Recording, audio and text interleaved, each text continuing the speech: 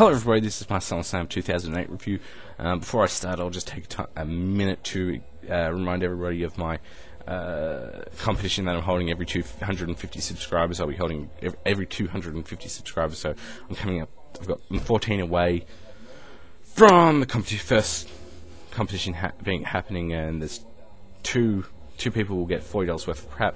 Check out my win-win-win video, and I'll be doing it again for 500 subscribers, then again for 750, then again for 1,000, and so on and so forth. Let's get this review underway. Check out the link of the win-win-win video. We started off with Jeff Hardy versus MVP. This was a good opener. We had MVP working over the neck. Crowd was into it. I wasn't so much into it. 2.5 stars. Still a good opener. Bit short, but it was an opener, so that is acceptable. Next up, we had Santino, Marella, and Beth Phoenix versus Mickie James and Kofi Kingston for the winner-takes-all title match thing. This match was a comedy match, and I really enjoy Santino, Marella, and Beth Phoenix together. I think that's really interesting and fun and all that kind of thing. But I did feel Mickie James and Kofi Kingston were sort of just props in their comedy thing, and they really overshadowed those two in the match. Having said that, I really enjoyed it still. 2.25 stars. The best part of the match was after the match when Santino Marella was making out with the Intercontinental belt, saying to it, you know, I've missed you, and paying more attention to it than Beth Phoenix, and then her carrying him out, holding both the women's title and the Intercontinental title. I thought that was good comedy. Yeah, 2.25 stars. Next, we had the HBK segment. He came out with Rebecca, the Nitro Girl, who is his wife, and then cut a thing saying he was retiring because of his eye, which is a better excuse than losing his smile. And then Y2J came out and admit that it was me who made you retire, whatever, blah, blah, blah. Then he went to punch HBK as he tried to walk out. HBK ducked, and he punched Rebecca, the Nitro Girl. This was kind of predictable, but, and I'm not one to advocate man-on-woman violence, but a part of me deep down was wishing that this had happened to Karen Angle, or could happen to in the future. Just because I just find it so irritating, especially on Impact. If it wasn't for her, I'd enjoy the show a whole lot more. Maybe I'm alone, maybe I'm not. But anyway, I can't rate this segment in stars, so I'll rate it in buys. I'll give it 1 million buys, I guess. Then we had Henry versus Hardy. Not applicable. This was just a twist of fate and blah blah blah. So NA. I wouldn't call it a dud because they weren't really trying to accomplish anything with this other than something. What I did learn from this match, though, was that Matt Striker is a pretty good announcer. Next, we had Punk versus JBL. The crowd wasn't into this as much as I thought they would be. Other than that, it was a pretty good match. A few kind of botches on things, but other than that, it was a really good match. I enjoyed it a lot. They had a lot of energy, and Punk and JBL have this sort of chemistry, I guess. And it was really a sort of new school versus old school thing, I guess. You could see it that way. And you had JBL trying to keep Punk down. That was psychology, hold him down, doing old school type of moves, and Punk doing his things to him.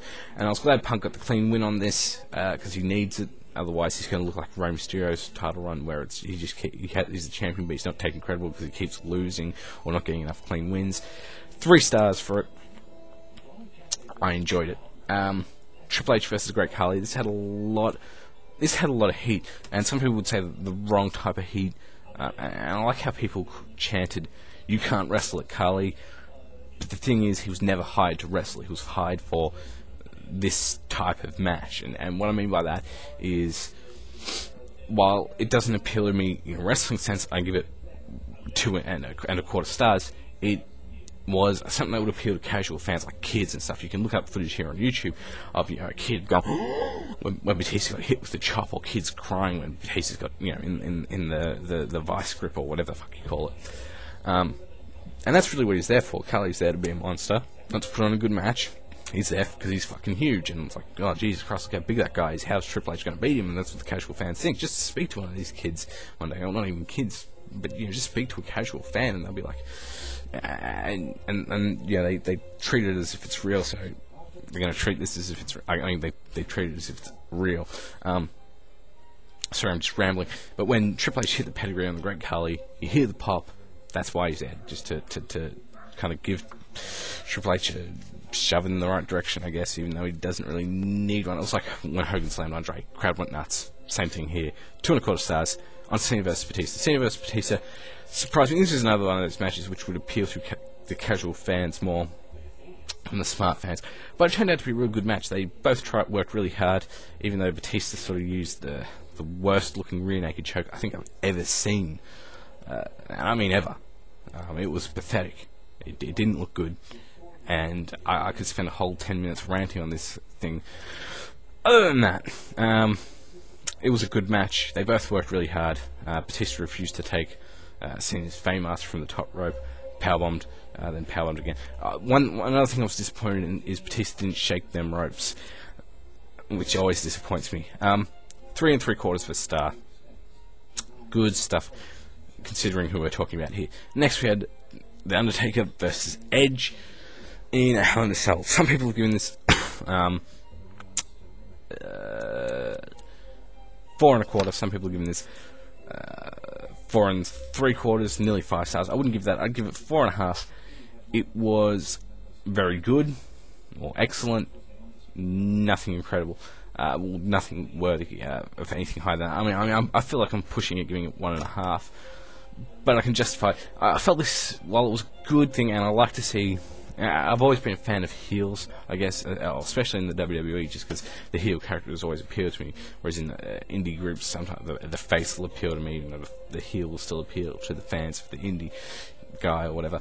But even when I was younger, 8, 10, 12, so on, I always would support the heel. I always wanted to see the heel beat the shit out of the face, and this was that type of match where the heel beat the crap out of the Undertaker, and it was really good. It made me tingle on the inside just seeing it happen. Of course, Taker got the win, which was expected. I believe this was the last thing. I felt one thing they could do with that was showing Vicky and Chavo.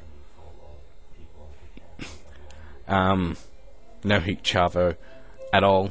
It was kind of irrelevant, I guess, but whatever. But